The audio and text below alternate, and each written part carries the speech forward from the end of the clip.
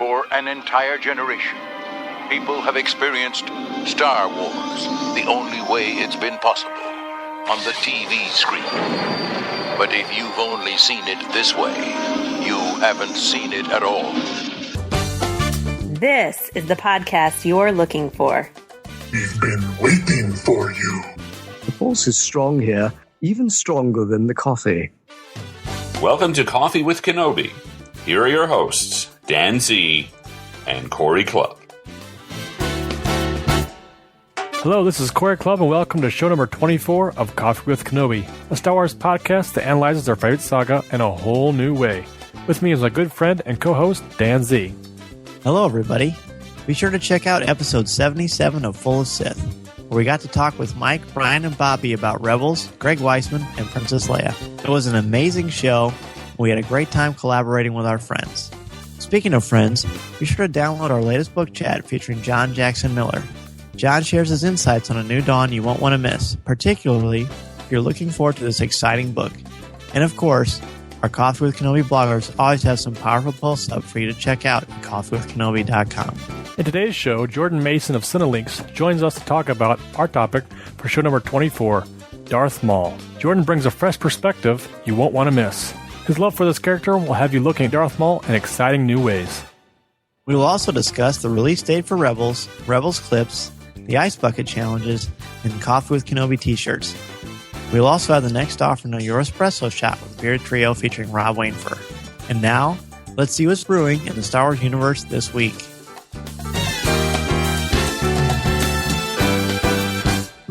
Oh, wait. This is interesting. You found something. So in our first news story, it's the news we've been waiting for very patiently. We've certainly tried anyway. The premiere for Star Wars Rebels. The premiere date is going to be Friday, October 3rd on the Disney Channel. We're going to have the regular series premiere of Star Wars Rebels on Monday, October 13th, over on Disney XD, where it's going to take over. So this is exciting, and we've got a whole lot of things going on here with this. We've got, as I said, October 3rd. It's going to be out on September 29th. If you're a Disney Channel SVOD user that's verified, you can go to watchdisneyxd.com and you can watch it then or through the Disney XD app. What else did you see about this? Well, it certainly establishes a date that we've all been waiting to hear. And essentially, the first October 3rd date is the premiere of The Spark of the Rebellion, which seems to be the setup intro movie, if you will. Yeah, similar to what they did with the Clone Wars.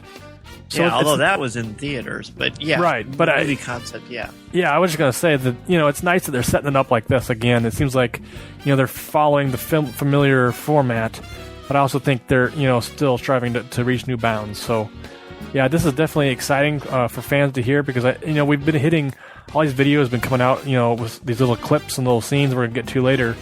But it's exciting to see this come out and finally be verified as far as an official date. You and I both discussed the Adam Baray's great visual guide that we got sent and got to talk to him about.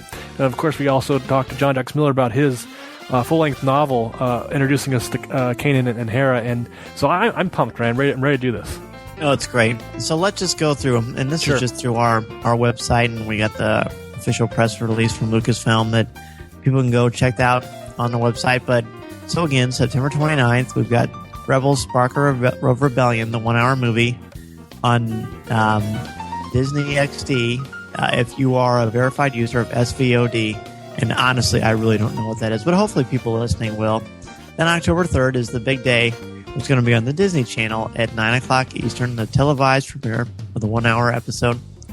October 4th, Saturday, you can get this on iTunes, Amazon Prime, Google Play, and Disney XD Video on Demand. Which is I want to cut in and say that's a smart move to put it out digitally. The very next day. That's smart, I think. So and good use of what's available to folks out there who can't get. I mean, I know I don't have Disney, so I'll be. If only a co-host to live by you.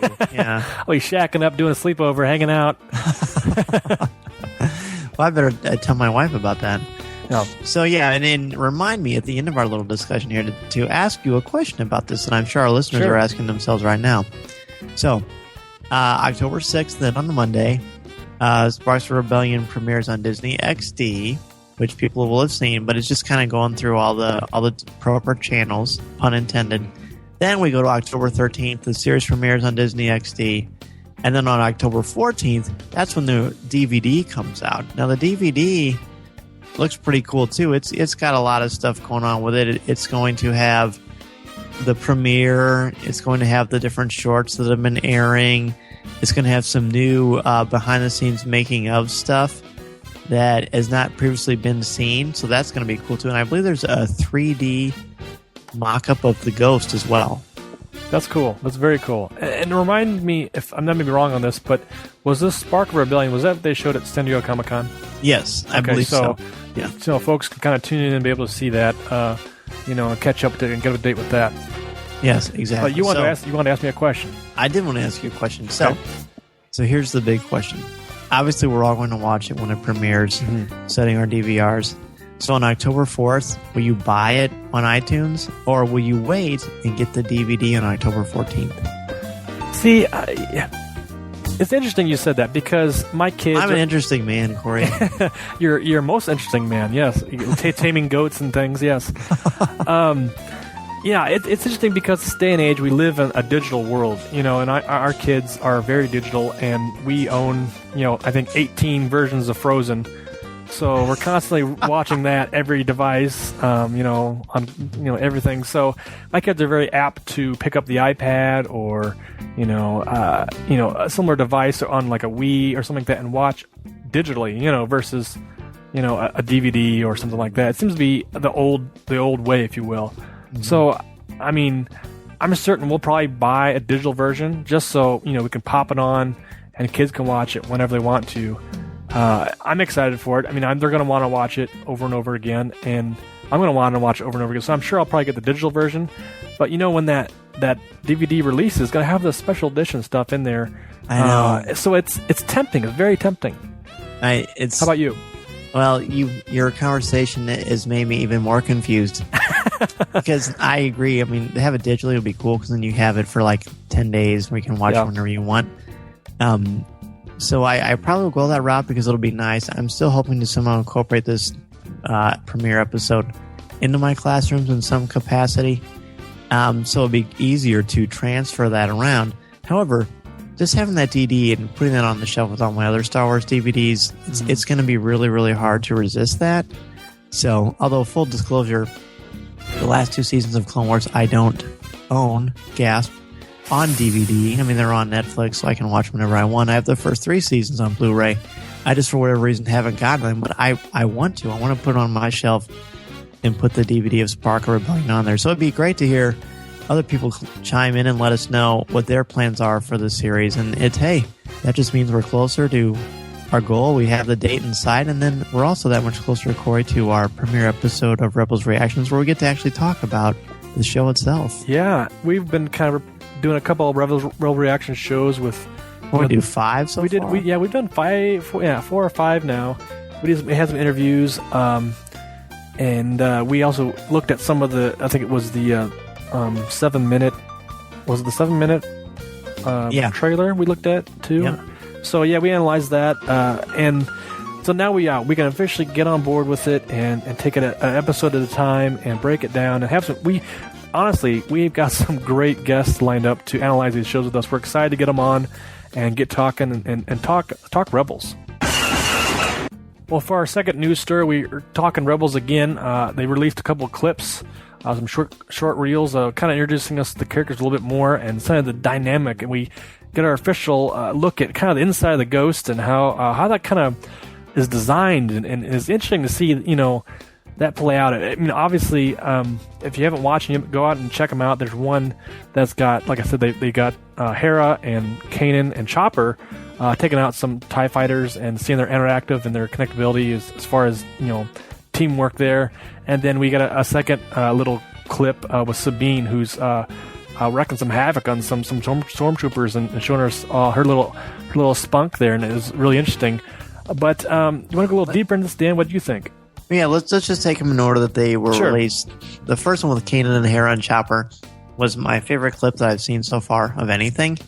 It was written by Greg Weisman, which is cool. So props to him for that.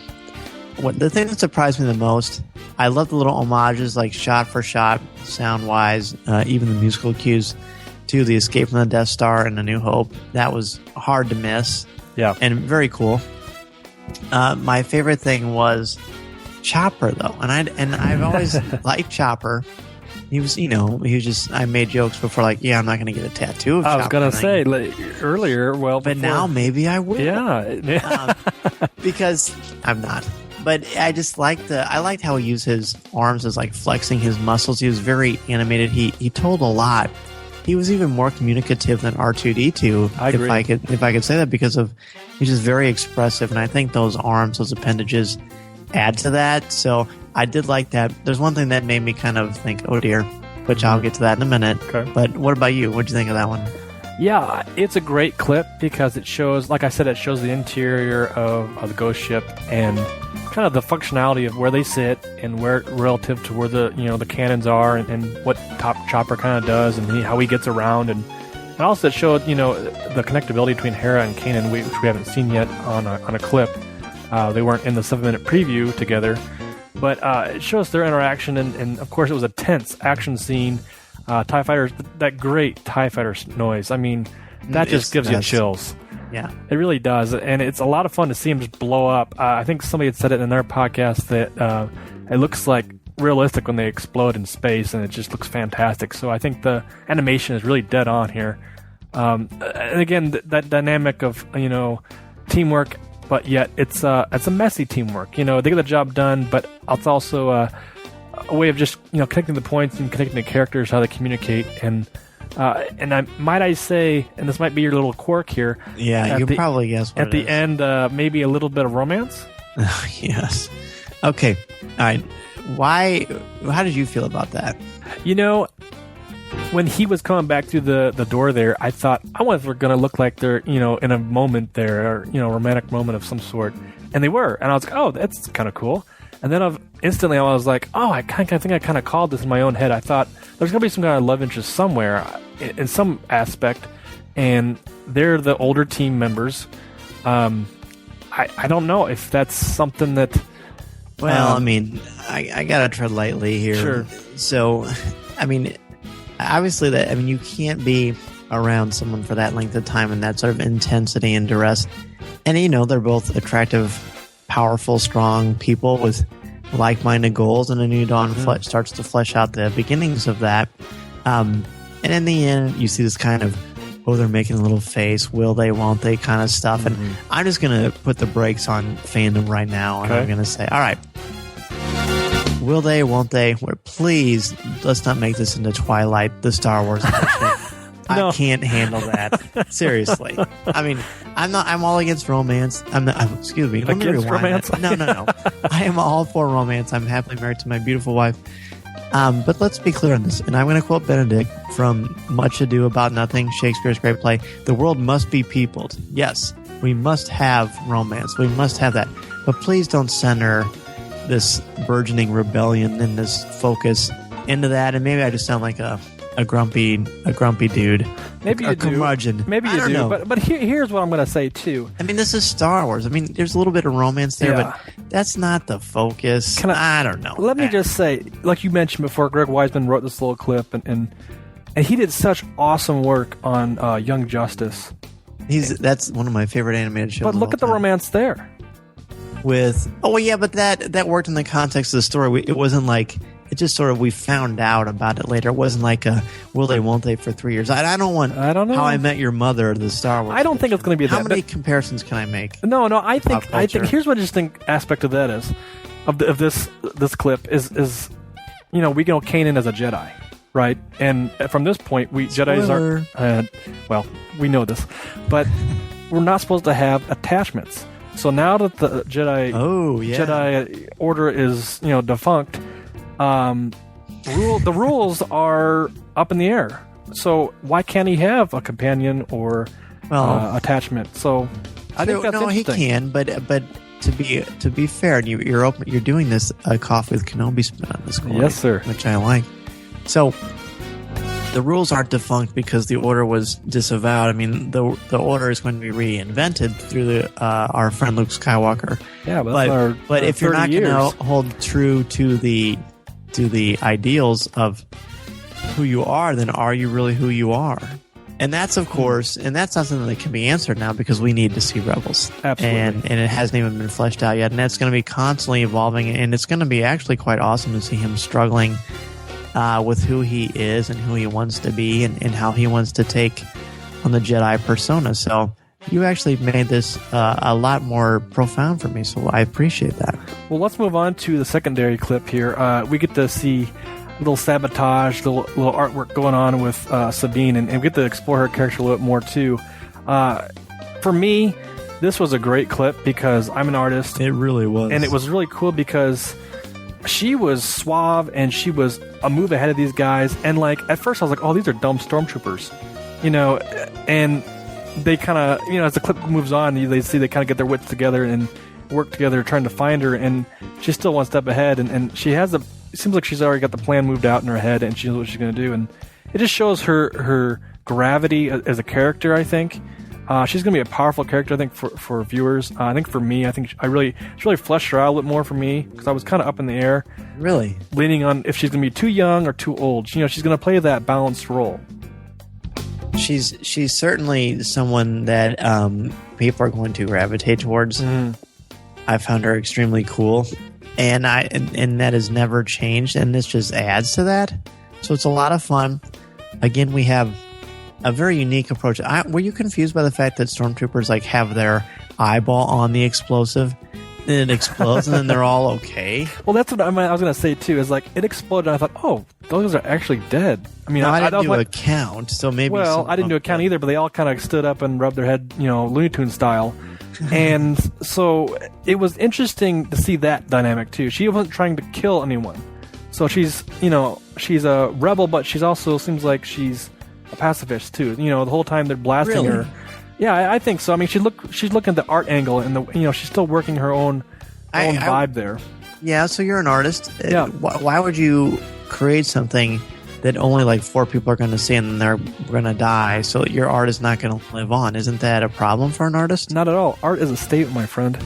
Really? Yes. Whether it's going to be exploded or slapped on a board or, molded together with clay, it's a statement. And, it's for whatever the artist is doing and whatever they're expressing, it's going to be exactly what they want it to be and actually work for the viewer exactly how it's supposed to. So I think she was dead on with it.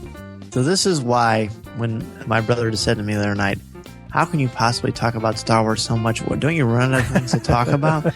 There's still so much we can talk about with just the original trilogy itself. We could talk about that stuff for years. And now we've got Rebels. Just these 2 clips have added so many dimensions to the kind of avenues we can explore with Star Wars. So bravo again to Dave Filoni and Simon Kinberg and Greg Weisman and all the great people working on Rebels, the cast and crew, because they keep providing all this awesome stuff, and we haven't even seen a full episode yet. I do want to point out before we move on to our next story that these clips are not clips that are going to be in any of the shows. They've said that on the Star Wars Rebels official Facebook page. They are canonical clips, but they're not going to be in any of the particular episodes. So that's why I think the DVD is even more appealing. Our next news story is a very exciting one. I guess it's a bit of a bittersweet thing because they announced the Force for Change winner, the person who got to be on the set of Episode 7. And that winner is DC Barnes of Denver, Colorado. Congratulations to DC. And he seems to be, I've never met him, but he seems like a really great guy, a huge Star Wars fan. So this was awesome. His reaction that they showed on that video, which we have on our website, be in our show notes, he's truly seemed taken aback and just pleasantly surprised and overjoyed. And I was really happy for him. I mean, obviously I would have liked one of us to win or, someone that is a friend of our show or something like that. But hey, this guy seems awesome, and he won the dream. He did, and I couldn't be more happy for the guy. I mean, anybody would be happy for it, just to experience that and be part of history in the Star Wars saga. I mean, just to be a fan out there, and I would hope that he'd be able to post kind of his I don't want to call it his daily experiences online somehow. We could fans could follow along. That'd be really cool, I think, to be able to get in touch with him and cheer him on and just really be able to live vicariously through him. Yes. But I think too, it's bittersweet. I mean, at first, of course, everybody's like, "Oh, it's not me." That regret of wanting to win the ultimate grand prize. But there's always episodes 8 and 9, so who knows what they'll do for that? And yeah, we'll win that one. So absolutely, yeah. Why didn't I think of that?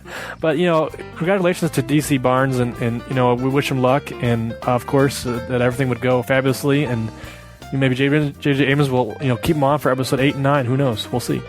He could be an action figure. To me, that would be the ultimate. Dude. That would be the ultimate. I mean, there are a lot of dreams and goals you have as a fan of Star Wars, and to me, that would be pretty cool. So we're happy for him. I think it's wonderful. I would love to have him on, and before and after to talk about it. I don't even know if he has a Twitter account. Maybe by the time this is out, people will. He's probably got a lot more followers by this point if he does. So congratulations again to him. And I suppose we should talk about the card that Bad Robot tweeted out, and JJ wrote, "Huge thanks to everyone who contributed to Star Wars Force for Change. Over $5 million were raised to help UNICEF Innovation Labs. We are also grateful, DC Barnes, see you on set." And that's why this suddenly goes from bittersweet to just fantastic, because they raised $4.2 million, and Disney contributed $1 million themselves. So over $5 million for this incredibly important cause.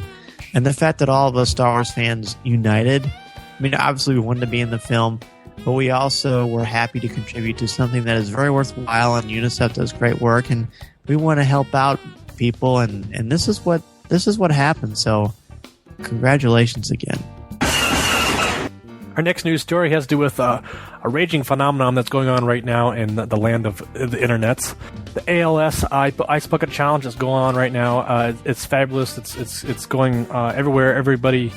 It seems like it's kind of that 7 degrees of separation. If you know somebody that's done it, that you've seen a video online or a celebrity has done it. It's certainly a good cause. It's for ALS. It's also called Lou Gehrig's disease, and it has to do with a shutting down of the muscle system. Obviously, the slowly going paralyzed of the body functions. It's a very horrible disease, and they still haven't found a cure for it. And certainly, this is a great way to get in touch and learn more and donate to a good cause. Certainly, this challenge has raised a lot of props to celebrities and getting them involved and raising a lot of money. But J.J. Abrams took on the challenge, and he's got a great video out there kind of calling out and giving some historical facts of some of his family members who've been affected by this disease. And Dan, you want to explain more about who he challenged? Well, JJ, when he was challenged, he ended up challenging Stephen King, which I thought was fun. That was cool. Yeah, and Steven Spielberg, I believe, challenged JJ, didn't he? And he also challenged George Lucas, who's certainly a name we're all very familiar with and we love. I was looking at the ALSA.org website, which we'll have a link to on our show notes. Do you know that this Ice Bucket Challenge thing has raised over $22 million? Yeah, $22 million and going. Wow. And, I guess that's incredible. Yeah, from last year, I think it was around, don't quote me on this, but maybe $5 million. Is that, I think the number was $5 million this time of year. They're kind of doing a similar, similar challenge of some kind. And this was just obviously blown out of the water, no pun intended. But yeah, it's definitely a good cause, and I know a lot of folks out there are kind of downplaying a little bit and not want to really hop on the bandwagon, and that's up to them. I think everybody's allowed to do what they want to do, and I think it's certainly whether you've got $1 to send or $1,000 to send. I think just dumping water in your head and being involved in raising awareness is the best thing you can do and get the word out there to folks who maybe don't know about it. But yeah, J.J. Abrams definitely took this on with gusto. And we see it kind of trickle down. And I actually saw, Stephen King did his today and called out John Grisham. So it keeps on rolling. Oh, you saw his? Yeah, it was cool. They're all doing. I think that Chris Pratt's from Guardians of the Galaxy, his was pretty phenomenal. His was cool. So Mike Audette, and I called him out differently on the video, but he challenged us. This is how it all started. He challenged us, and he challenged the Forcecast and Rebel Force Radio. And I posted mine, and then you texted me and said, I would have done that with you, which I didn't even think about. So you posted yours too. And since then, Coffee with Kenobi has been challenged 2 more times. So I think that's safe and fair to say, we just put the link and showed other people who challenged us, because it's cool to be a part of it. I love that they're raising so much money. Yes. It really is bringing people together. I'm not tired of it at all. Some people apparently are worried if it's a gimmick. It's not a gimmick when you're raising money to help people. Right. Anything to bring about awareness to a good cause is good in my book, I think. And I agree. And I think that folks calling us out, go right ahead and we'll post our videos and show you what it's all about. We'll put a link in our show notes here. And the ice for me was like Hoth cold. How about you? It was cold, but you get over it real quick, and it's fun. Sure, yeah. I thought it was really fun. I really liked Steve Sansweet's video. Yeah, his was cool. That was really funny. He had the puppet Salacious Crumb with him, and he had a great time. He was challenged by a 5-year-old little girl, and that was really sweet. So it's just been a lot of fun. So we encourage people to keep on spreading the word. This is raising a lot of awareness for a disease that is sort of not always on the radar the way that it probably should be because of the impact it has on our culture and people all over the world. So keep on spreading the word and fighting a good fight. And hopefully with this and the Force for Change and the other things going on, that we as a community can continue to rise above and to make this world a better place. I also want to note, too, if you have another charity you would like to give to, you certainly don't have to give to ALS charity. You're more than welcome to give to a charity of your choice. It's not specified for just that. I know a lot of folks have been talking about, they feel left out as far as if, cancer proceeds or other things out there that want to be involved. I certainly start the trend with something else, too. I think it'll catch on. So be out there and be like I said, be a force for change and be out there and raise awareness.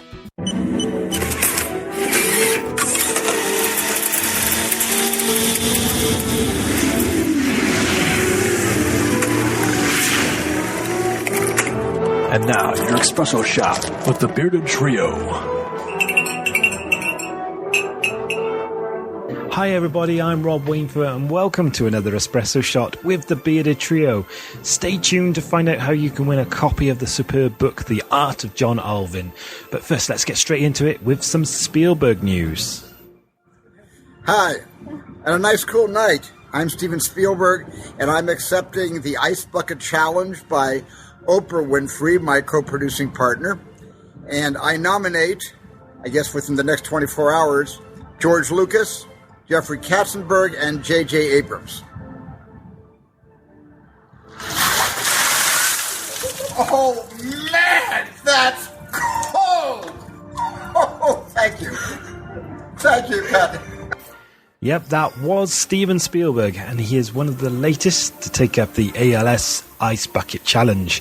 The idea is you pour ice-cold water over yourself to raise money for the ALS Association. Before you do that, though, you need to nominate the next victim, and as you heard, George Lucas is nominated by Spielberg himself. Now, at the time of recording this, we are still waiting for the big GL to get cold, so come on, George, step up. Sticking with Steven Spielberg, and a few weeks back the world was hit with the sad news of the passing of Robin Williams. A much-loved actor and comedian, he had close ties with Steven Spielberg, including the 1991 classic Hook, where he played Peter Pan. He also took to phoning Spielberg during the time the director was filming Schindler's List to cheer him up.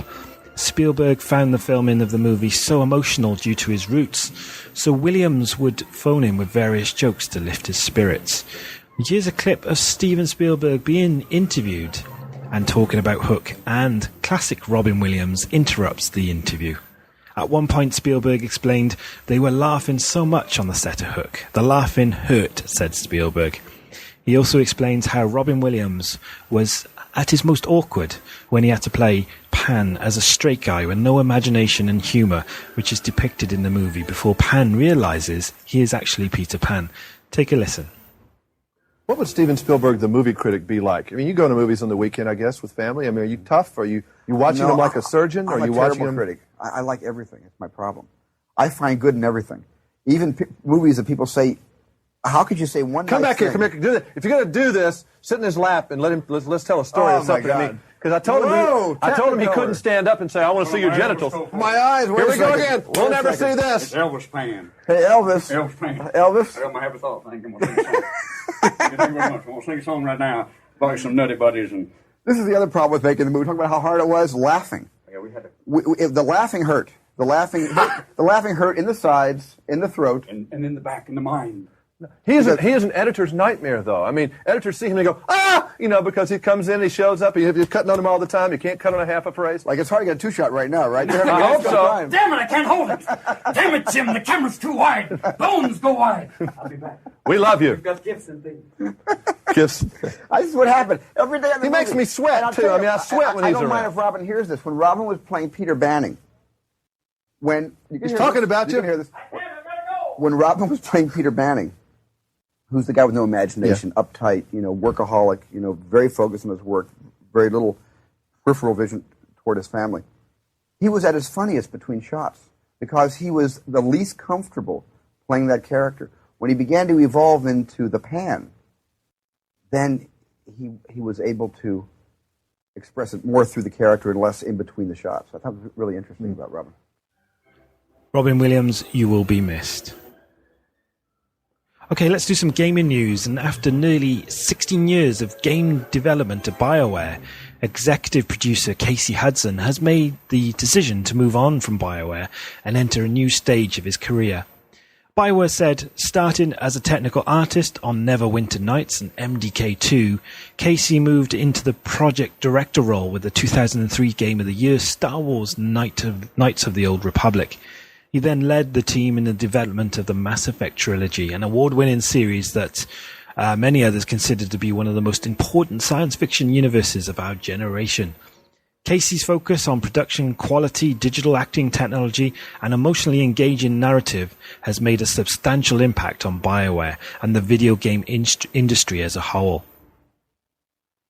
Now, Casey shared his thoughts with his colleagues in a letter, and he said, after what already feels like a lifetime of extraordinary experiences, I have decided to hit the reset button and move on from BioWare.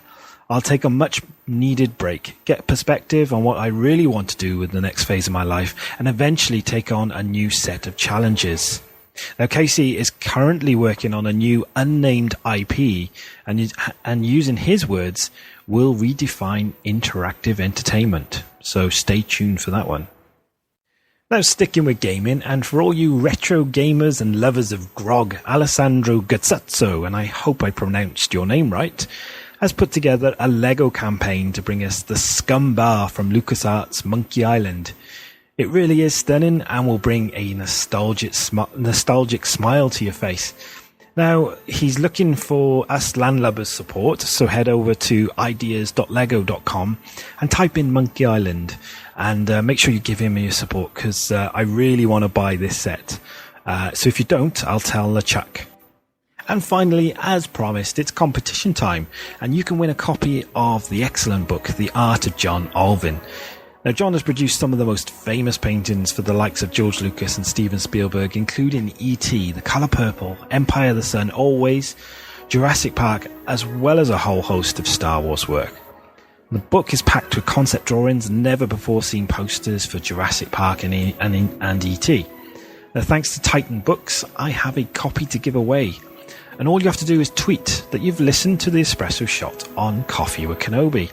Now, be sure to include at Coffee with Kenobi or at The Bearded Trio to make sure you get flagged.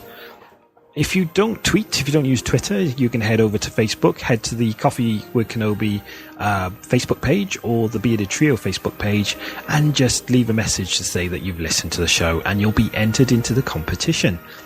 So that's it. Be sure to enter. You have a chance of winning this fabulous book. It really is a great prize, so make sure you're in with a chance of winning that. So that's it for your Espresso Shot with the Bearded Trio. Thanks for listening.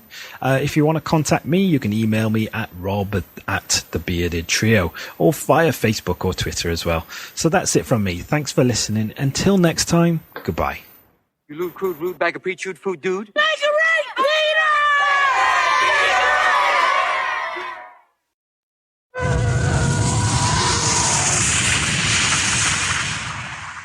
Han Solo, Rebel Soldier, Lando Calrissian, and Bespin Guard, each sold separately. From Star Wars, The Empire Strikes Back collection, new from Kenner. Looking? Found someone you have, I would say, Your lightsabers will make a fine addition to my collection. Our first collector's news story seems pretty appropriate. We were talking about Steve Sansweet, and it was officially announced that he will be at Star Wars Celebration Anaheim, which is no surprise to anyone. I would think that's safe to say. But he's going to be bringing a little bit of Rancho Obi-Wan to Celebration Anaheim, which is really exciting. It's going to be in a booth. And there's some details on the website through our show notes, but it's just great that we're going to get to see him. And I don't know what he's going to bring. I'm sure that they're trying to figure that out right now. Anna Concetta and Steve and everybody at the ranch.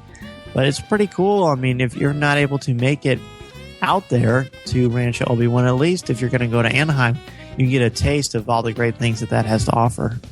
Yeah, Steve is definitely a down-to-earth guy, real easy to talk to and easy to just get along with. And, you and I, Dan, had talked about doing a road trip, when we do Celebration, and it wasn't in the schedule for us. But, him being there, I think, is a fantastic way to meet him. Folks who want to get a little taste of maybe Ratchet Only One can go visit his booth and meet him. Obviously, get him a photograph or possibly, an autograph of some sort. But I'm definitely putting him on. He's on my list to go check out and meet and greet. So it just builds to the celebration. It seems like we're adding a building block each time as we move closer to this date and the celebration. Our next collector news item, some Gentle Giant goodness. They definitely have a lot of good stuff coming out from those guys. We've talked about them before and all the big figures and all the stuff they're coming out this year. But they're coming out something next year, 2015. It's a Boba Fett life-size vintage monument. Now that's a mouthful. I don't purchase monuments very often. When I do, have you ever? No, I have never purchased a monument. I'm sorry, I'm not a huge vintage character action figure Star Wars collector. But you played with these with your cousin. I did, and they were cool. But that was, a 3-inch version, and I could carry it in my pocket and eat my lunch and be okay, and not have to, have it in my room and cost me, a payment of a house payment or something. It's 6 feet tall. It's 6 feet tall. Yeah, but it's plastic joints that don't bend at the arms, and he looks like a robot. I don't know. I guess for the vintage collector, dive in, go for it. Let's just talk about the price. This is the thing that our friend Scott loves to hear us talk about. $2,750. Yeah. But Corey, it qualifies for free shipping. Well, I found that hilarious. So. I don't qualify. But only 48 states. So they have to bring it down with a helicopter. Yeah. But man, okay. Let's just be honest. You think it's insane, right? Well, if it's insane so much as I would use my money elsewhere. That's a very, very, very wise way to say it. I practically am drooling over this. I bet you are. I am. And in fact, I already have a perfect spot in the house for it. Obviously, I'm not going to spend $2,750 on it. It's way more reasonable than the Han Solo and Carbonite. Yeah. That's for sure, which is over $7,000, almost $8,000. So I think it's pretty darn awesome. I remember when Boba Fett was a mail order figure through Kenner, and I got it, and I was on a school bus. I don't think I've ever told this story on the show, but I was on the school bus, and I opened the window, and I held the figure out, and I put his hands up. I don't think I had the gun in his hand. I'm sure I practically could hyperventilate thinking I could lose the gun on the street. But I held him out of the school bus window, and I pretended like he was flying. And then I thought, what if I dropped him? And so I brought him in real quick. I just think that's just a funny memory. Not to mention that I could have had my arm cut off. I was on the edge of my seat there with that story. Oh yeah, good. Well, that was the plan. Well, let's talk about this figure a little bit. It's a gorgeous. Is it the classic colorization of it? The Kenner. Yeah, absolutely. It's the original Kenner Boba Fett figure that was released before Empire Strikes Back came out. Yeah, the paint job looks like it's 1977, and it's. Are you knocking the Fett? Yeah, these figures are cool for collectors. I mean, if you guys are out there and you're drilling like Dan is, and you got the cash, throw it down, get it. I say I'll go for it. But me, it looks just like a giant piece of plastic to me. I'm sorry. You're killing me. I'm sorry. No, it's fair. Don't be sorry. Be you. I like that. So, if you got this Boba Fett, would you put it on a pedestal that rotates?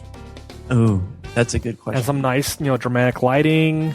You mean like the Sundays at the truck stops, the ice cream? Yes. No, I probably wouldn't. I think I would just pose it and then just be happy. But how would you pose it? With arms out straight, like he's going to strangle somebody? No, it would just be down like you would be in the package. That's what I would do. But he's out of package. Oh, I know. Wouldn't that be cool if it was like a giant... No. So I wonder what Jeff McGee would say to this. We'll have to ask him the next time we talk to him. But I wonder how he views it. I'm sure he thinks it's cool, too. You remember, not last year, but the year before for Comic-Con, they showed they were going to do it with a Stormtrooper. And I actually thought that was sort of insane, and I thought it looked weird. Then they did the Vader complete with the cape, and I thought, oh, that's pretty sweet. I think I'm coming around. And then when I saw this Boba Fett one today, I'm like, dude, I would love to have that. So, again, another example that I need to have my head examined, I guess. Well, the other thing, too, is, you think it's a good choice for them to pick Boba Fett? Of course. It seems like they... Who else would you put? Why can't you do somebody else? Luke, Han. Yeah, you can. It's just that the notion of the vintage, then they're not really a face character. It's just like a helmet or a costume. It just kind of adds to the museum quality without looking for authentic. If it was like the actual Luke or Han, which they may do someday, I kind of doubt. I have no inside information on that, but I don't think it would look as cool. I think it would just be more magnified than how much they didn't look like the actors. But these... clearly they don't look exactly like the armor or the costuming, but they're just a lot of fun. It's so nostalgic. Truly, it's nostalgic for the folks out there looking to buy this stuff. So, guys, check it out. If you're interested, it comes out, like I said, 2015, third quarter. To pre-order, it's pre-order right now, I guess. If you're out there, it's limited edition, so it's we one of a kind. You get one, so... if you get one, hey, take a photo, send it to us. We'll post it online and drool all over it. So, good luck. Our next collector's news story is just about our Coffee with Kenobi t-shirts. Last time it announced that we were getting them out. At the time of this recording, we have sold 24 out of 30. We have 7 days and 23 hours left, again, at the time of this recording. When you're actually listening to this podcast, it may be done. I don't know. But so we're just 6 away, Corey. Very exciting. We've got the orange, really good looking shirt, and then we have it in blue. And I'm glad that we're talking about this on the show. A lot of people have asked, why did you make the women's cut in blue and not the orange, which is your logo? And why is that, Corey?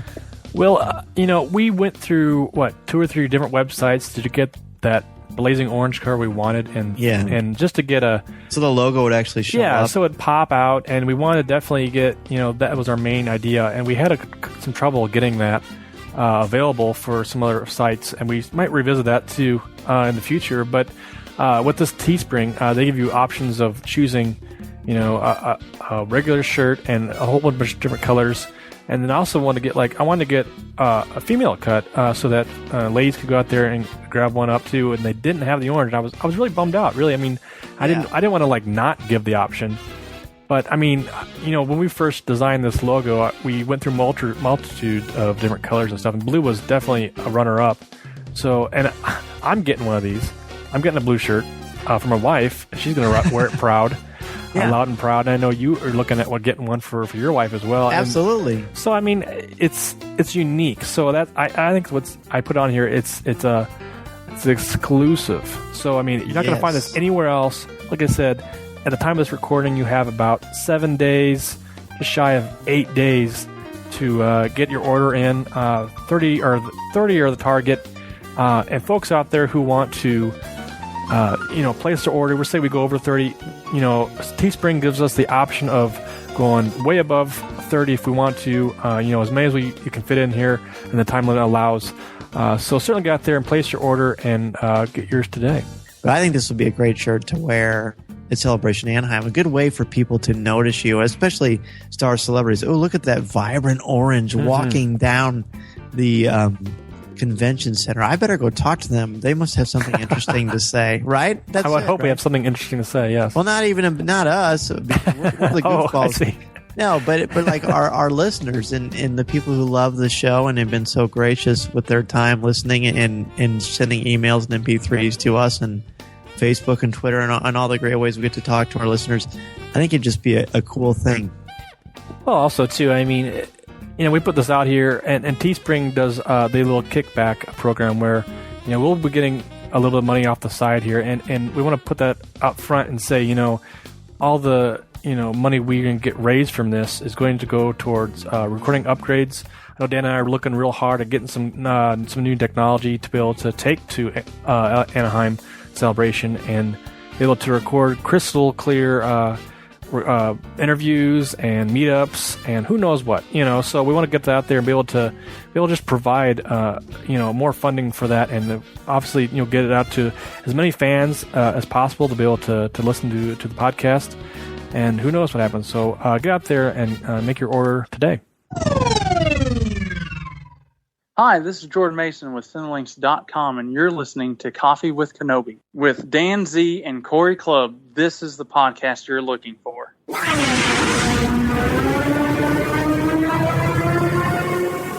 Luke, you're going to find that many of the truths we cling to depend greatly on our own point of view. I must be allowed to speak. You've taken your first step into a larger world. Our topic for show number 24 is Darth Maul. What do you love about the popular Sith Lord? How did you feel about his resurrection on the Clone Wars? And what does he add to the Star Wars mythology? Joining us on this topic is Star Wars collector and editor-in-chief of Cinelinx, Jordan Mason. Jordan is a passionate Star Wars fan whose website, Cinelinx, is an excellent resource for not only Star Wars, but of all things film and games that we love. He also recently finished his first blog for the official site, focusing on collecting. Welcome, Jordan. Hey, guys. Thanks very much for having me on here tonight. Well, it's our pleasure. And I think this probably happened, Jordan, a few months ago. You reached out to us, and we've been chatting, became fast friends. And you drew our attention to Cinelinx, which is an amazing website, which we look forward to asking you about. Well, thank you. Absolutely. And the main thing we have here is we want to talk about Darth Maul. So just go ahead and tell us, what do you love about Darth Maul? Oh, man. It's more like, what do I not love about Darth Maul? When the prequels first became a reality, I'm dating myself now, but I was still in middle school. And I don't know you're dating yourself. I was in college when I came out. Oh. Actually, no, I was out of college. Dating myself young then. Yeah. I was in middle school, and I was very, very into martial arts, which I still am. And when they first introduced Darth Maul as the villain, a couple things struck me about him. I was like, one, he looked cool. I mean, yes. The prequels tried to do their best, especially Episode 1, wanted to give Star Wars fans something they could relate to. And one of the most iconic things about Star Wars is how incredible the villains are, which I think Darth Maul was a great start. I mean, he was a really good-looking villain. He was all about being a bad guy. And for me personally, he was a martial artist. He had what essentially was a really cool bow staff lightsaber. And, for me, being so into martial arts, that really resonated with me. And, if you read the novelization and more about his, what little backstory they gave in the Star Wars universe, Darth Maul was also a martial artist, not just, a force wielder. So I thought that was really neat. And, and ever since that's the main focus of my Star Wars collection is Darth Maul stuff. It still is. Well, of course, Ray Park's known for his martial arts skills and obviously pulled it off incredibly. I'm curious to know, though, you mentioned that you were in grade school when Episode 1 came out. How did that impact you as a upcoming Star Wars fan? And not had you seen the original trilogy before that? Oh yes, my aunt and uncle got me the original VHS trilogy when I was about 5 years old. Awesome. and I've been hooked ever since. And I think I wore the tapes out and had to get a new VHS box set because I wore out the tapes with how much I watched them. And you know, and it was one of those things. You know, my dad took me to all the special editions when they started hitting theaters. So he took me to all those, and then I was old enough when they announced the prequels to really start being more active in it. I'd been reading the books, been picking up the comics. I'd shifted from playing with the toys to really collecting them at that point. And so when episode 1 actually hit theaters, I was, you know, just amazed. I felt it was an incredible time to be a fan because for the first part, you know, first 8 years I'd been a fan or so, you know, there was no hint of new movies or anything. I thought that what I saw on those VHS tapes was going to be it. So I remember sitting in the theater for episode 1 thinking how surreal it was to see a new Star Wars crawl up on the big screen. Oh, yeah. And now, so since you have this background in martial arts and you're passionate about that discipline in Darth Maul, how much of Ray Park adds to the characterization of Darth Maul for you? Oh, I think it adds a great deal. You know, I know they didn't use his voice, of course, and of course he didn't say very much to begin with, but I think his body language is what made Darth Maul such a intriguing character for a lot of fans, because he was, even though he didn't say anything or do a whole lot, you could tell he was filled with anger and malice, and it all was portrayed through body language, which could only come from the actor doing it. That and he felt like a real threat. Anytime he did stuff with the lightsaber we'd never seen before in a Star Wars movie, and that made him such a viable threat that it gave a lot of credibility to him as a character. I agree with that. So speaking of him as a character, looking at him from a mythological perspective, how does he fit in with some of the great villains of film and mythology? Well, like I said, so much of him is about personality, and he fits into some of those archetypes. He's not the master planner. He's not the intelligent villain. He's just not. That's where Sidious or Palpatine comes into play. He's an enforcer, and he fills that enforcer archetype very well. He's basically a barrier for the heroes to get past.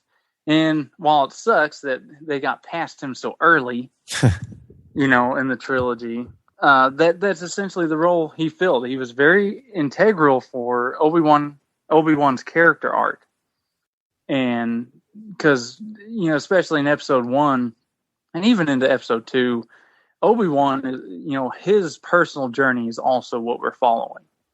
And he's essentially going through the traditional hero's journey. You know, he has the mentor, he loses the mentor, then he has to overcome the obstacle in order to fulfill his purpose, which, you know, he gets his knighthood. Then he takes on the task of training Anakin. And as far as mythology goes, Darth Maul fits that perfectly. He's like the centaur or minotaur, forget which one it is, in the middle of the maze. Oh, the minotaur. Yeah, I like that. Yeah, that's a cool way to look at it. Yeah, and I've always looked at it too. Is you made a good point where he's a blockade for, you know, making onto the next, you know, portion of their journey. And that's a good point. I really like the way you mentioned that. And I've always kind of seen it as like episode 1's kind of always been to me like them fighting Darth Maul. It seems like it was like a video game style. They're jumping levels and they're, you know, getting up to the villains. I really like that input. That's really cool. Well, thank you. I try to sound smart on occasion. Hey, I think you are succeeding, my friend.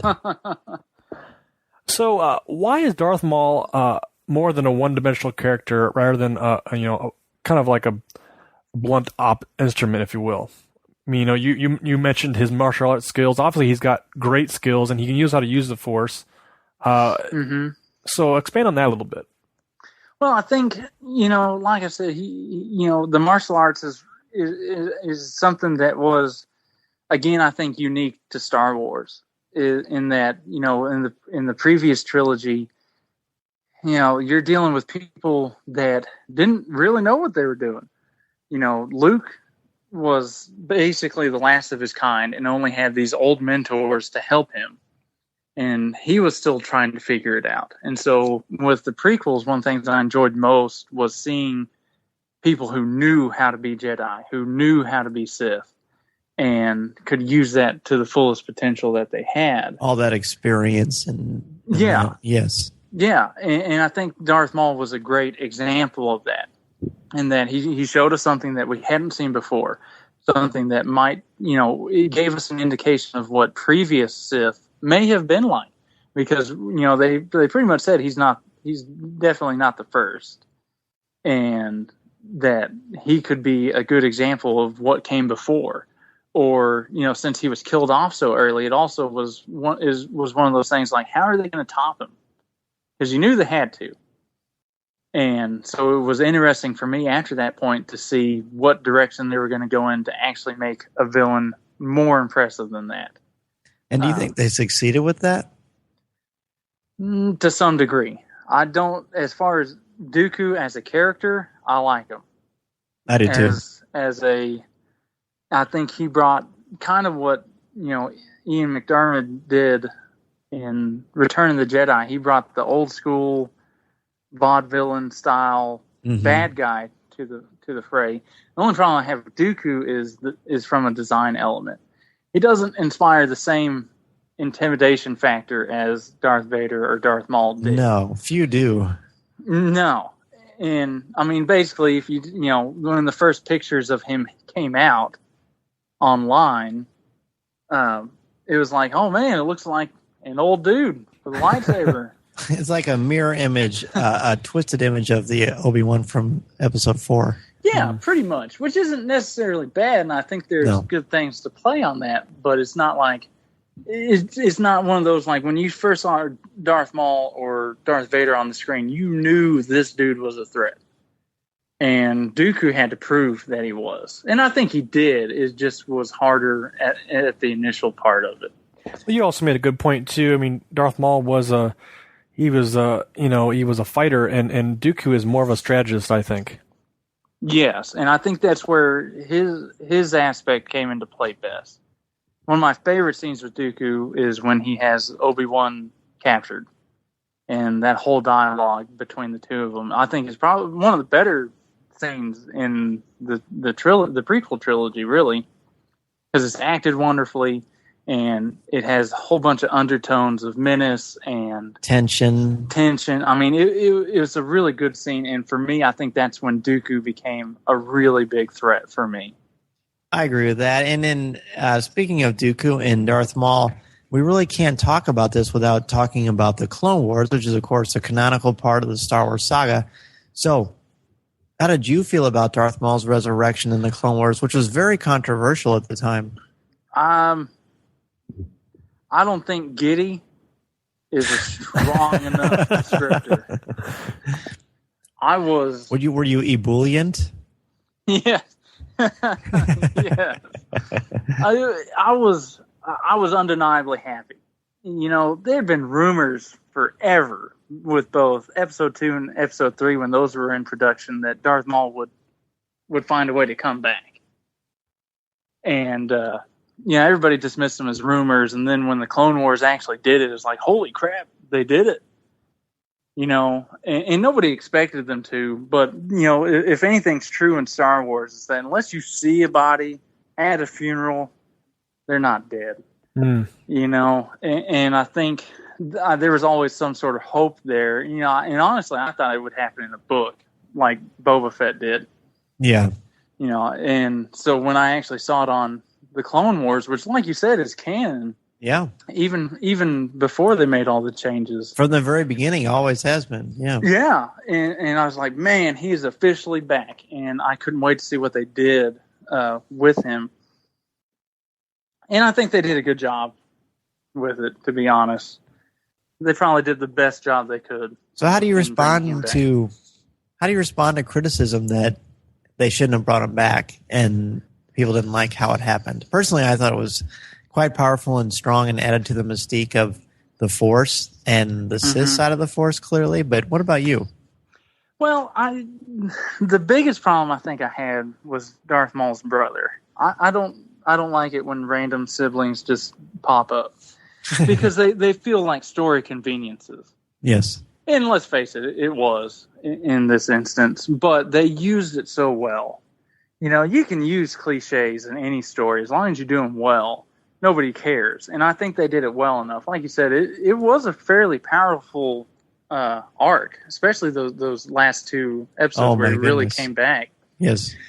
You know, and like you said, it showed different aspects of the Force, which are always interesting because it didn't explain anything. It was still a very mysterious process. You're not entirely sure what happened, but it opens up questions. And anytime I can come away from a story wondering or thinking, man, I'd like to know more about this, or I think this would be, this is an interesting tactic. I feel it's a good story or a successful story. As long as it wasn't a plot hole that made me wonder. Right. And really it gave him, he did go from, because I think you could argue that in episode 1, he's amazing and intense and just a fantastic character, especially design-wise and how Ray Park carries himself. There's not a lot to him. And the Clone Wars makes him calculated, a devious planner, a charismatic, fearsome person. And, of course, his power stands on its own. Yeah. And I love that element, too, because you've got to figure, or at least I always did, that, if the Sith were only 2 and Palpatine was potentially training him as a replacement, that he had to teach him more than just how to fight and look awesome. And I like that they expounded upon that and showed that, he did learn other stuff in his time as a Sith, and his time in exile as a crazy spider only brought that out more in him. And I think that was it was good to see. It did. It developed his character a great deal. And I was kind of late to the Clone Wars game a little bit, catching up on that stuff. And I knew he'd been announced. I knew that, it was kind of up and coming in some of the seasons. And in season 3, I thought he was in season 3, but he wasn't in season 3. And then season 4, and, I was really anticipating it a lot for myself. And the way to see it on the screen there, and like you say, the spiderish, and he's down in this sewers of this planet and just like scavenging and going nuts and crazy. And I thought, oh man, I thought it was kind of jarring at first, but then like you mentioned, it was really a unique take on him. And I got a comment too. Sam Witwer's voice was incredible. Yeah, I think he did a good job. Yes. So, I think even to bring Maul back like the way they did, the team there with Filoni and those folks did an excellent job. And I think it was, like you said, I'm glad they did it through the Clone Wars versus a novelization or, in that way. And I think they really brought him to more power, and really it makes his impact in episode 1 more powerful. Yeah. Plus, it gave me more toys to collect, which I was very excited about. I'm not going to lie. At the time, when they announced that he was really coming back, they basically hit a dry spell with the Darth Maul stuff they could make. And literally the first thought I was like, sweet, they're going to make new toys. It's kind of a silly thought, but that's really what passed through my head first. Well, I think all Star Wars fans look forward to all the merchandising and things like that. Certainly, it's fun to look towards those. Even now, as Rebels is coming out. Oh yeah. But now, going back to Clone Wars, like we're talking about, how in your aspect of it, from seeing him in episode 1, and seeing him on screen, and then seeing him in Clone Wars, how did that enhance his character to you? Well, it was an interesting transition, and I think it wouldn't have worked if they had done it so soon. Like if Clone Wars had actually come out, just a couple of years after episode 1, I don't think his resurrection would have worked. I don't think people would have. That's an interesting point. Would have bought it. I think that because there's such a time gap between episode 1 and the Clone Wars series, and we'd finished the trilogy at that point. We'd seen everything, and I think that allowed people to be in a better mindset for side stories. Which, let's face it, essentially Darth Maul is a side story in the Clone Wars, and I think the way they introduced it, how they implemented it as part of the actual Clone Wars and not having anything to do with, Revenge of the Sith or anything like that, I think allowed people to accept it better. And it made it so that we could care about him again. Because otherwise we've been like, why are we paying attention to this guy? He's already dead. If it'd come out just a couple years, in 2000 or 2001, I don't think people would have cared. I think they would have been ready for something new at that point because they'd accepted his death and were ready to move on. And Lucas has certainly shown over the years that the timing is just so important and impactful, and why Star Wars keeps getting reinvented over and over again. So speaking of that, so you mentioned some of the books. What about the Darth Maul, Son of Dathomir series? And at the time of this recording, we've only read the first 3. I believe the first 3 are the only ones that have been out. So what has that series done to further establish Darth Maul in the canon for you?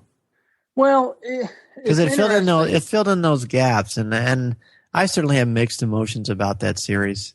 I think mixed emotions is probably the best way to describe it.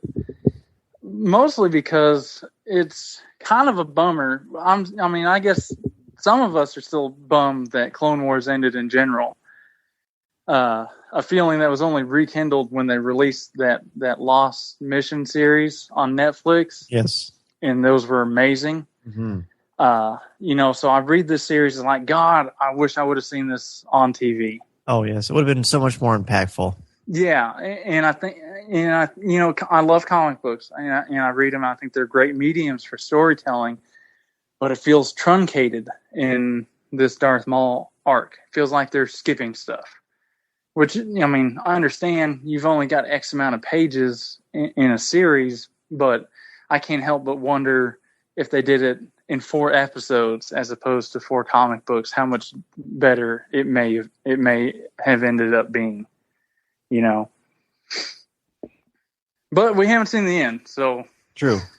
Maybe that'll just make everything better. Hopefully, it does. Right. Not that it's horrible, but. No, I think that 2 and 3 were much stronger than the first one. Yeah. So we have, Jordan, when we released our last show, of course, we always throw out the fact that we've got our new topic, and we had you on, and we got a couple of emails from our listeners that we're going to read and talk about. And so the first one comes from our good friend Ryder Waldron, who's become quite a great promoter of our show and an awesome guy, and we really appreciate everything that he's done. And he writes, Hey, guys. I enjoyed your recent show with Adam Bray, which was great, and I'm looking forward to your next show discussing Darth Maul. Since The Phantom Menace came out, Darth Maul has been one of the coolest Star Wars characters, in my opinion. But this was based mostly on physical abilities and looks, and he didn't have a lot of depth. From The Phantom Menace, he seems to be one of the most loyal Sith in the saga and is very obedient to Darth Sidious. And anyone that can force throw a piece of equipment to open a hangar door while battling 2 Jedi has to be cool. When Darth Maul was brought back in the Clone Wars, he was shown to have some depth, intelligence, and ambition. He also showed that he could be and wanted to be a leader. This only added to his character and made him seem differently in The Phantom Menace. It also helps that Ray Park and Sam Witwer really seem to embrace Darth Maul, which can't always be said about Star Wars actors. I'm looking forward to seeing Sam Witwer at Salt Lake Comic-Con in September. Thanks for the great show, guys. Keep up the good work. That's Ryder Waldron. And Ryder, it's almost like you heard our conversation with Jordan before we even had it. I was about to say, man, this sounds so similar. Yeah, very good. He's a smart guy. So what do you think, guys? I think that stands to reason. As I mentioned before, I really think episode 1 he was awesome and I loved him. And when he was killed or supposedly killed, I was disappointed because I thought, well, what are they going to do with what he was a great character, but I just had faith in the process and the idea of archetypes, as you mentioned, and how storytelling evolves and characters coming in and out of the story, adding to the mythology. But yeah, it's the actors that add to it, and they gave him some ambition and some intelligence, and it added to his awesome. I'll say that. He did, and he makes a good point too. Writer does about his obedience. It's just interesting that he is obedient, and you see that in episode 1 where he's very, carrying out these little side missions and bring back information, and it's interesting to see that because we know at that point all we know is Darth Vader and how he kind of I don't know if he was obedient, but I also think that he was doing his own thing, I think, in a sense too. But I like that comment. It was really well done. Yeah, I mean, the obedience thing is great, and I love that they kept that theme even in the Clone Wars when Palpatine or Sidious came back, and he was instantly obedient again. Mm-hmm. And I think it was almost sad. It was very tragic. Yeah, like you actually felt sympathy for Darth Maul, which I didn't think you could do, but they pulled it off. Yes, they really did. And I thought I loved. Well, that whole episode was just amazing. The choreography on the lightsaber dueling, which of course we've been going through a couple of Clone Wars or with season 6, and it seems like they've always been intense, but from season 5 on, it really just shifted into a whole new universe of amazing things. And your martial arts career, have you done a lot of stuff with stick fighting and things like that? Yes. In fact, when episode 2 and 3 came out, I actually went because I ended up, going for martial arts and became a martial arts instructor. Cool. For a long period of time. And me and my best friend, we actually did like a demo at the movie theater to help the theater promote the film. Wow. When people were lined up, and we did stuff like that. And I went to film school as well in college, so of course I have a video of me playing around with lightsabers. Wow, you've done everything. He does. You're a man of many talents, like Indiana Jones. I've enjoyed a lot of things in life. Yes, that's great. That's the way to live. We have another email from Lenny Lennep, and I hope I'm pronouncing your last name correct, Lenny. So I apologize, but Lenny writes, "Hi, I just started listening recently, and I think so far CWK is a fantastic podcast." Well, thank you, Lenny. Now to Darth Maul. Hopefully you'll be able to change my mind on this, but at least throughout the movies and the Clone Wars, I think Darth Maul has only one reason to be noted at all, and that is killing Qui-Gon Jinn. Other than that, he appears to me to simply be a background character whose plans for domination are eaten, chewed, and spit out by Darth Sidious. And while the whole saga could have been different had Qui-Gon survived, Maul was simply a vessel for Sidious. There probably could have been 50 other people and the same thing would have happened. And while I haven't read the Son of Dathomir comics yet, can't wait till October when the trade paperback comes out, the end of episode 1 seems to be his greatest contribution to the saga. Thanks, Lenny. Well, Lenny, that's kind of the counter argument that we sort of hinted around to, but didn't quite actually discuss. And for some reason, Qui-Gon, I know why. Qui-Gon is probably my favorite character from the prequels. I just think he's a fantastic character, and of course Liam Neeson doesn't hurt by any stretch of the imagination. But I don't hold any resentment towards Maul for killing him, but that's a pretty substantial thing. I do think there's more to Maul than that, but I think Lenny raises a good point that I think you could clearly argue for as well. Well, going back to our mythology example, he's an obstacle, and in that regard, yes, you could have swapped him out with Darth whoever and had the same result. I mean, Darth Corey. Yeah. I mean, archetypes fill their purpose and then they're gone. That's how it's been. I mean, since people started writing stories, and it's really no different. George Lucas is very much an archetypical writer. You saw that a lot with the original trilogy films, and I think he wanted to keep that in episode 1 as well. And unfortunately, I mean, he makes a good point. It's true, and despite him being my favorite character, it's true. He fulfills his purpose and he's done. Where I think Darth Maul stands out is, especially in episode 1, is his design. I mean, he's designed to be and look like the ultimate villain. And in that regard, he's an immediate success. And, Star Wars is all about visuals and iconography. Darth Maul is an instant classic in that regard. And I don't think any other character could do that. I mean, Dooku couldn't. We already talked about how Dooku wasn't able to give that immediate presence either, though Dooku filled out, a far more significant role.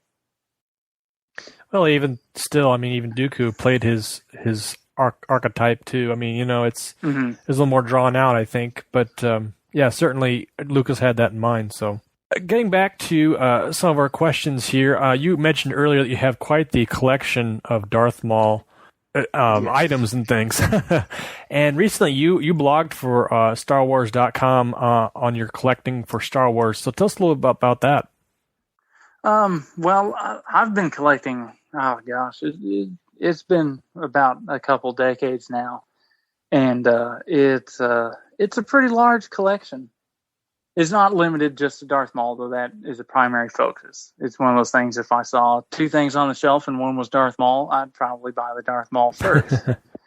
If I didn't have it. That's just how I am. And my collection spans, my house, storage shed, it's in tubs, some of it's out. I mean, it's gotten so large.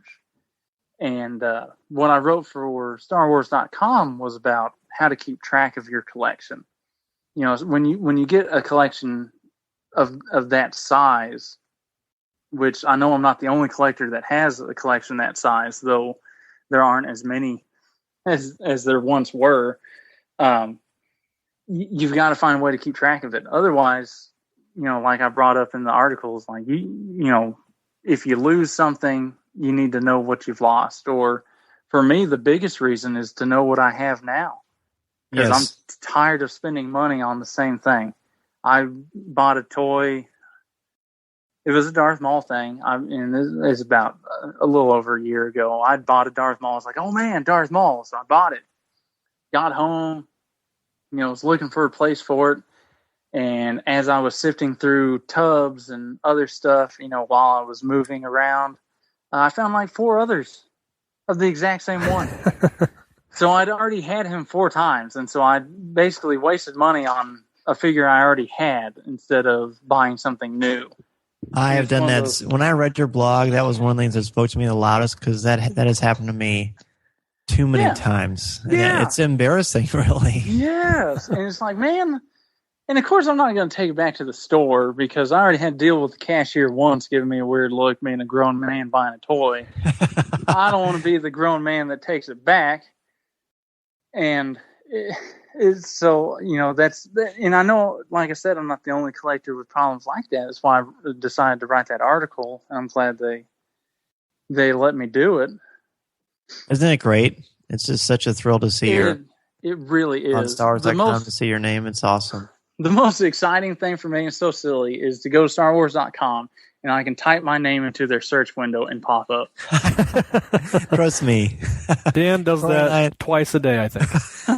Twice an hour. And when we did that when we had when they covered us on Coffee with Kenobi about podcasting, and Corey and I were like, wow. So yeah, I totally know what you're saying. It's just so neat. I hope everybody listening gets a chance to experience that because we've got a lot of amazing listeners on here that could easily write an awesome blog for StarWars.com.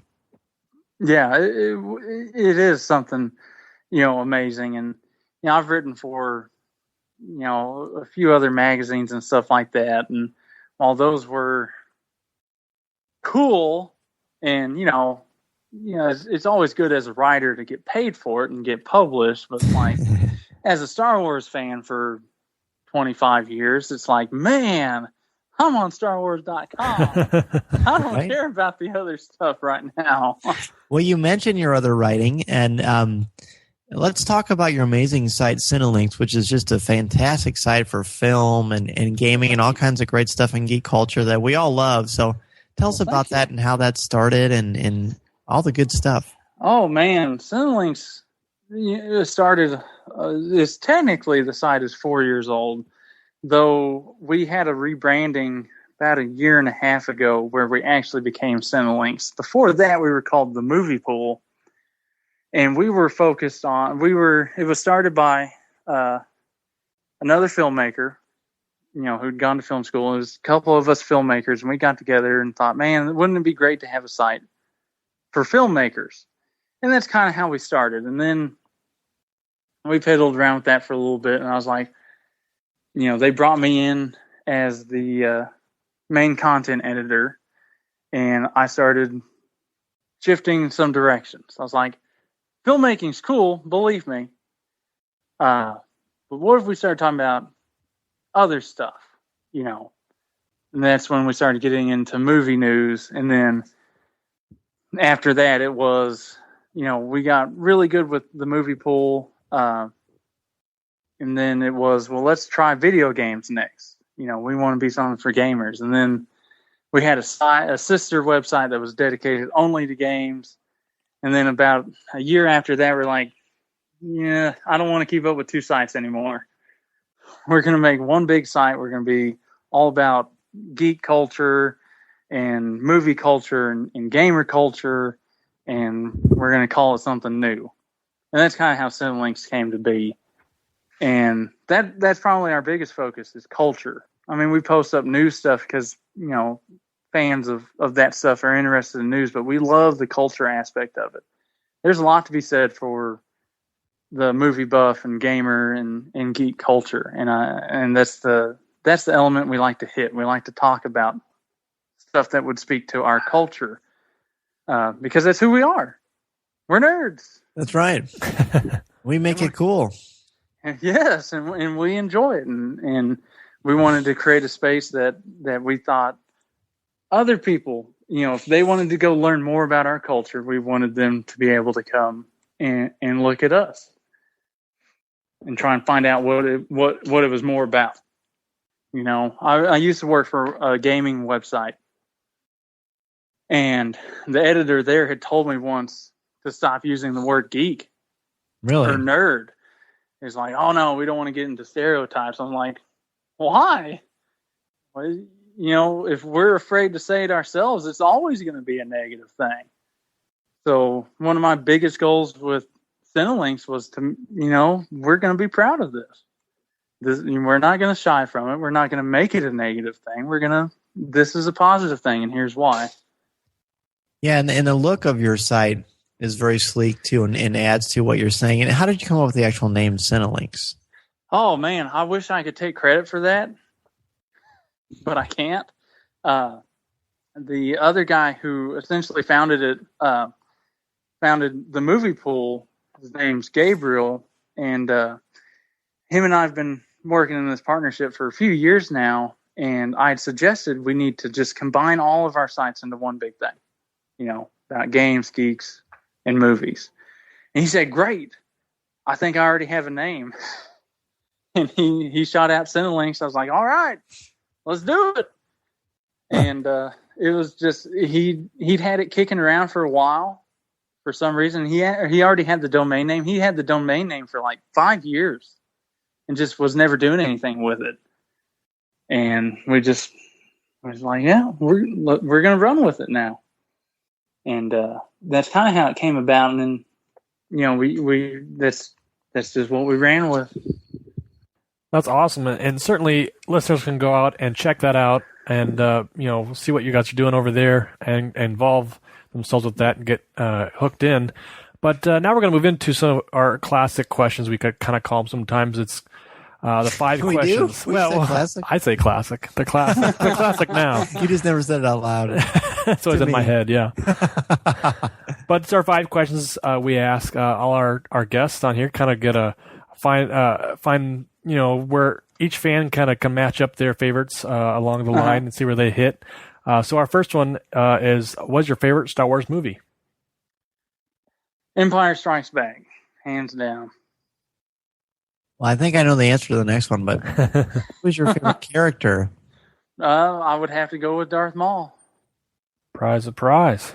If I would have said Jar Jar Binks, what would you have done? That's, I don't know if you heard our show with Steve Sansweet. I've quoted it before because it's so funny, but we said, who's your favorite character? And he says, well, it's not called Rancho Jar Jar.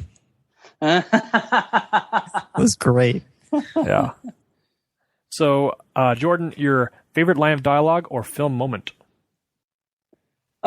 Favorite film moment would be from Empire Strikes Back, actually, where Yoda lifts the X-Wing out of the swamp and tells Luke Skywalker that he fails. It's something you hadn't really seen in movies before. You're used to the hero always succeeding, and when Yoda said, no, you didn't, it kind of flipped the archetype on its head and made him a more relatable character.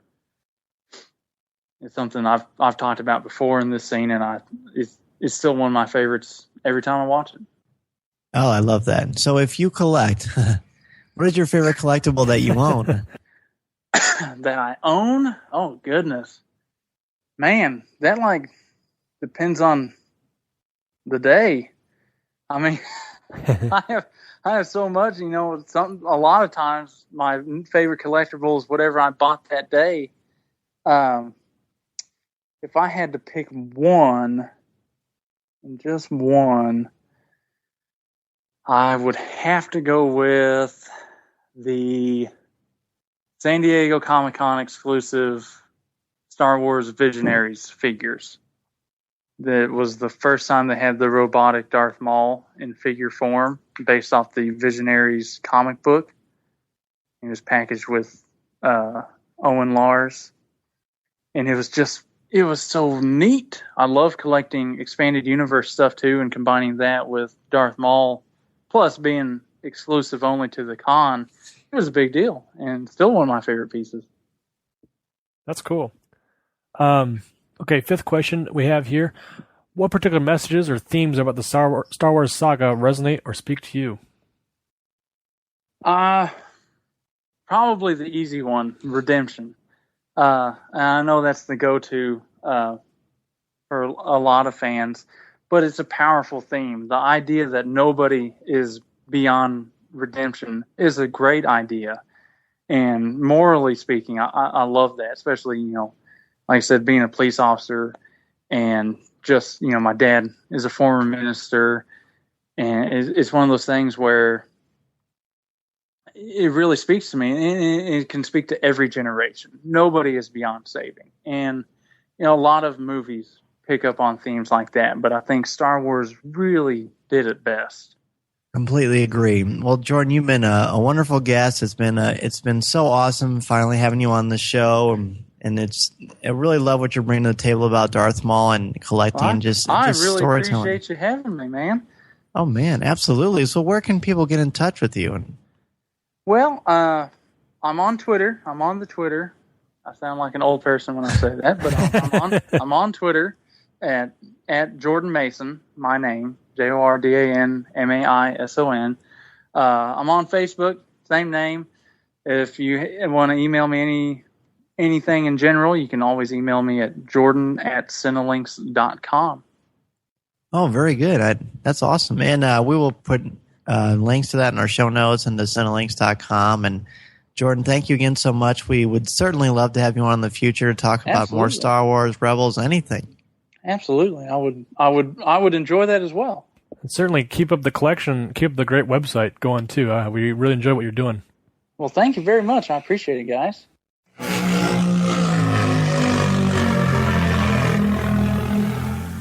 Our topic for show number 25 is Padme Amidala. How does her character evolve through the prequels? From queen to wife, what makes her a strong character? Do you think her strength is diminished by the end of episode 3? And what about her losing the will to live? We'll be joined by Padme herself, the one and only Kat Tabor, from the Clone Wars to discuss this popular topic. In 500 words or less, be sure to send us an email or MP3 with your thoughts, comments, and opinions for us at feedback@coffeewithkenobi.com. I like the sound of that.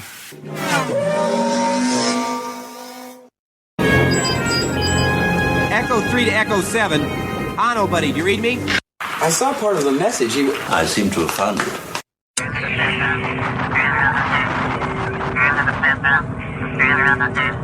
Our first email comes from Elaine Tivet. And Elaine, I apologize if I mispronounced your name. And she writes, I was listening to your discussion on the disappeared episodes from the Clone Wars, and I had a thought about how taking the Force from a person's body kills that person. If we agree that there is such a thing as a soul, And I think we can also agree that severing a person's soul from their body kills them. After all, if there is no more soul, then the body is an empty shell. Even if the body were to continue to function, it will become, if anything, more like a zombie. I agree with your thinking that the soul is not the Force itself, and that therefore Mother Talzin was not taking the souls of the council members. So in the end, the Force, the soul, and the body are three separate but intertwining entities. That being said, I recall what Ben Kenobi said in A New Hope about how the Force surrounds and penetrates all living things, and how it binds the galaxy together. Now we know from these two episodes, and that quote from Ben, that every living thing has a bit of the Force in it, and that the Force's very presence is what allows things to exist at all. What if the Force is what binds the soul of the body? It would explain why, once the Force was taken out of the council members, they just died. Their souls weren't taken, but the midichlorians in their veins that bound their souls to the galaxy, or rather to their physical parts in it, was taken, leaving nothing to keep them connected to the physical realm. This theory may also help to explain why Ben and Yoda's bodies completely disappeared upon their deaths. The goal of their training during their exiles may have been to learn how to completely unite their souls and bodies with the Force, to the point where the three would remain united, even if, for example, their bodies became damaged and ceased to function on their own.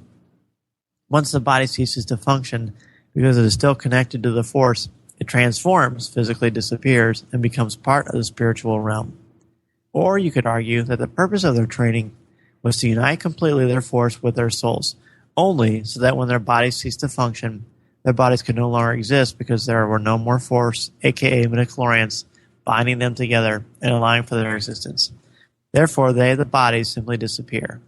That bit of Force that once bound their bodies together is now transferred to their dead souls, which both Ben and Yoda are able to use to transform themselves into apparitions similar to what their physical bodies used to look like. I'm thinking that the first idea might make more sense with regards to the council members not disappearing after the Force was removed from their bodies, but you could make up some loopholes that would allow for the second idea to work as well. This turned into something more rambling and more complicated than what I had originally intended. I hope it all makes sense, but that at least what pertains to the actual podcast discussion makes sense. I'm enjoying your cup of Clone Wars discussions. Lots of great insight. Keep up the good work. And Elaine, mind officially blown. Yes.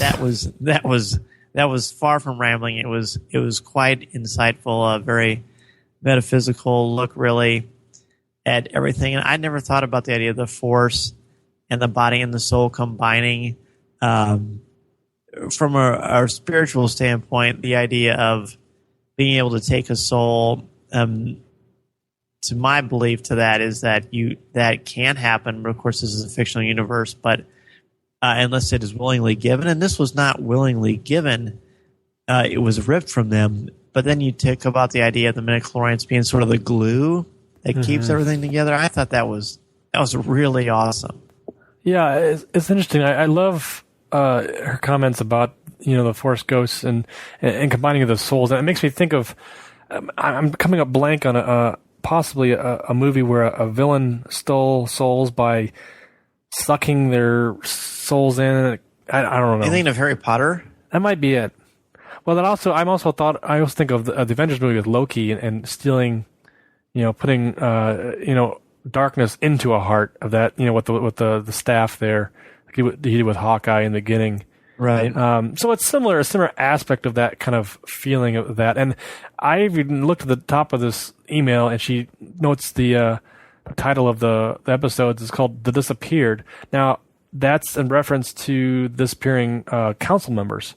Right. But could that just be in reference to the disappearing souls? It could be. Yeah. Yeah. So it's interesting. There are numerous things here to chew on. How cool I heard that thing about this theory helping to explain why Ben and Yoda's bodies completely disappeared upon their deaths. That was a neat way to look at it. That's never really been fully fleshed out. No pun intended there. A lot of puns in this show tonight. We have the Force binding the soul to the body, and then when it's gone, that's why they just disappear. I love that. Elaine is like, and yet again, another one of our listeners that we could easily have on to co-host the show with us, because this is quite insightful. Brilliant work, Elaine. Our next email comes from Rob Irwin. He sent us an MP3 to play. We'll go ahead and play that right now for you guys. Take a listen. Hey guys, it's Comic Book Rob here in Sydney, Australia. This is more of a comment for your Star Wars Rebels show, but hopefully something you can take and riff on a bit. Basically, Ezra Bridger. Now, I've long held the belief, even when I was a kid, that entertainment for kids didn't necessarily have to have kids in it. I think of cartoons I used to watch like Mask with the Scott Tracker character, or Battle of the Planets with Keop, or even more recently with Episode 1 and Anakin. And in all of these forms of entertainment, I've never heard people really say, hey, that kid was awesome. That kid really sold the show to me. So, is it brave to have a character like Ezra in Rebels? Is he just there for the kids to have someone to identify with who's a bit closer to their age, even though I don't think kids actually need that? Will he grow up over several seasons of the show, perhaps, so we see him aging and changing?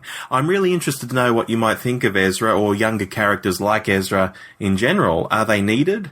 Anyway, over to you to discuss. Love the show. Keep on making them. Well, Rob, wonderful MP3. We love good MP3s. It's definitely a dynamic to the show Rebels. And wonderful question to ask, to put out there. Yeah, our kids needed to be able to promote a story, and we're going to see them grow up. I mean, I always think of, with those sitcoms where kids are young and they grow up through the years, and it's nice to see them, get to, involve themselves with a myriad of, young kid problems, then teenage problems, then young adult problems, and I would hope to say that he would grow and mature as a character. I think I don't think he's necessarily needed to bring fans and younger viewers to the show, but I think it's a good opportunity to throw a like-minded person in there to be able to to pull viewers in. I mean, it is what it is. I mean, it's a young child figure to get the kids to watch it and be able to relate to too. And I'm assuming he's gonna learn some lessons. Some values as far as life goes on, and doing good, and defeating evil and things like that, of that nature. I also think of things of Episode 1 and Anakin being so young, and I remember seeing that for the first time in the trailer and thinking, oh man, some young kid's gonna be able to hold this whole movie together. And it wasn't necessarily that ideal, but it was a myriad of characters, and I think wasn't so focused on Anakin until maybe halfway through the movie itself. And I think it's really nice to be able to have a young star to be able to, give a focus point, but also it's still a family of characters in here to be able to pick from and boost that character up. And what you just said actually made me think of more comparisons too. And Rob really brought some great topics to the table. So be sure that you check out his podcast, thecomicshow.net. He is at Comic Book Rob, so be sure to check that out. He's got some great stuff. I think speaking of comics, I can't help but think of Batman and Robin. Yeah, and I'd never thought of that before until you started talking, Corey, about Rob's MP3. But you've got the older mentor Batman doesn't have anything to prove, but Kanan does to himself. Right. And to the people around him. I think at least that's how he seems to perceive it, based on the limited sampling we have of him as a character so far, although A New Dawn certainly did flesh out a lot for everyone. But I think that I agree with you, not necessarily necessary, but smart. I mean, you've got males, you've got females, you've got different ages, you've got different backgrounds and perspectives and different motivations, which we have yet to learn about.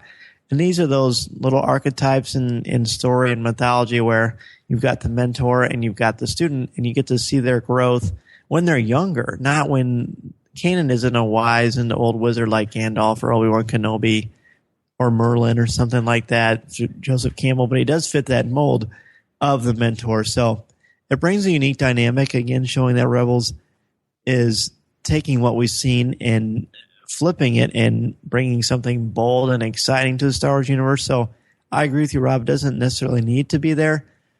And we're probably going to have to, I'll take one of Corey's lines, wait and see.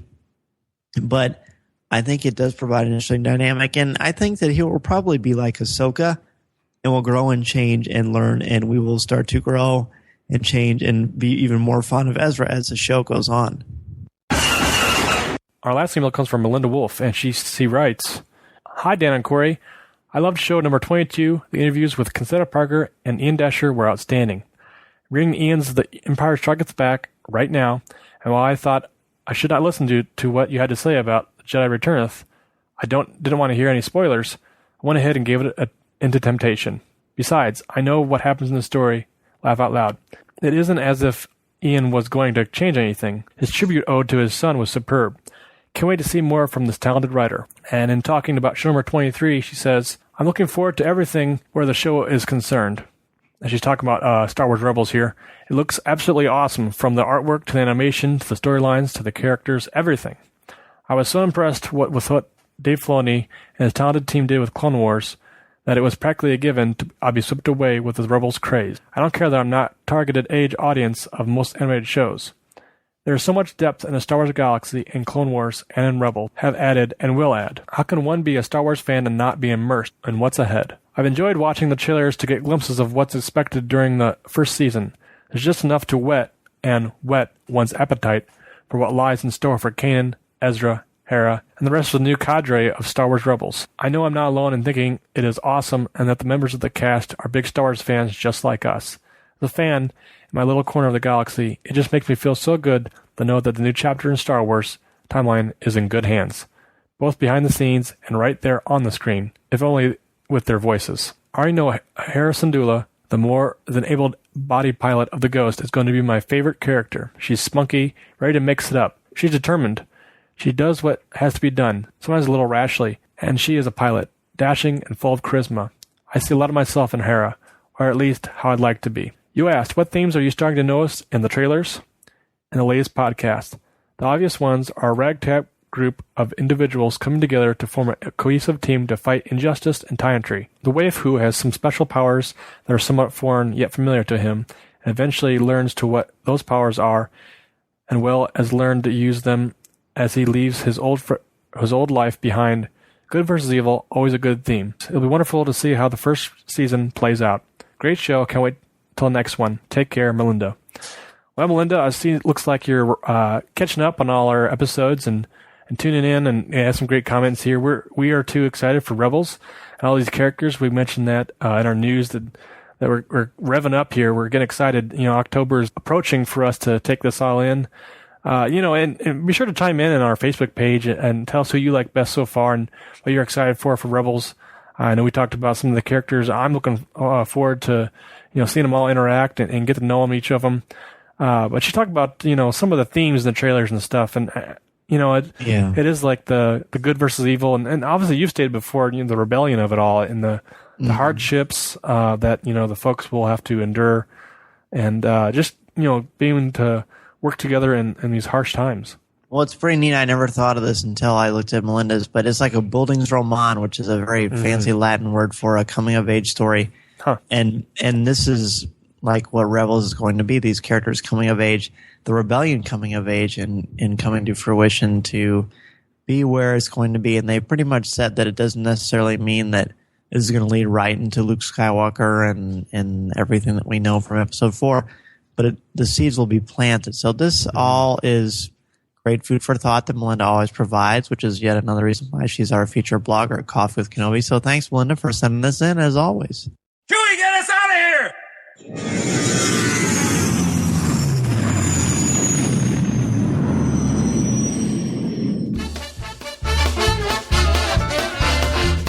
If you would like to respond to our question of the show, have a comment, or just want to say hello, send us an email or MP3 at feedback@coffeewithkenobi.com. Or if you have a specific question or comment for either of us individually, email us at danz@coffeewithkenobi.com or coryc@coffeewithkenobi.com, or visit us at coffeewithkenobi.com and click on the Contact Us section, or comment on one of the stories featured on the site. If you enjoy the show, please write a review in iTunes. You can also like the show on Facebook at facebook.com/coffeewithkenobi, as well as keep up to date on our Twitter feed at twitter.com/coffeewithkenobi. You can also find us on Tumblr at coffeewithkenobi.tumblr.com. If you enjoy the jazz music, download the album Eye to Eye by Steve Torok on iTunes. Give the evacuation code signal. That's it for show number 24 of Coffee with Kenobi. A big thank you to Jordan Mason for having a cup of coffee with us and for discussing Darth Maul. Be sure to check out Cinelinx.com for the latest in movie and gaming news. Thanks to Rob from the Bearded Trio. and to everyone who contributed to this show, to all of you out there who listen and email Coffee with Kenobi. Don't forget to send us your comments and opinions on the topic for show number 25, Padme Amidala, featuring Kat Tabor. This is the podcast you're looking for. This podcast is not endorsed by the Walt Disney Company or Lucasfilm Limited. It is intended for entertainment and informational purposes only. The official Star Wars website can be found at www.starwars.com. Star Wars, all names, sounds, and any other Star Wars-related items are registered trademarks and or copyrights of Disney and their respective trademark and copyright holders. All original content of this podcast is the intellectual property of Coffee with Kenobi unless otherwise indicated. There's no one here. Move along.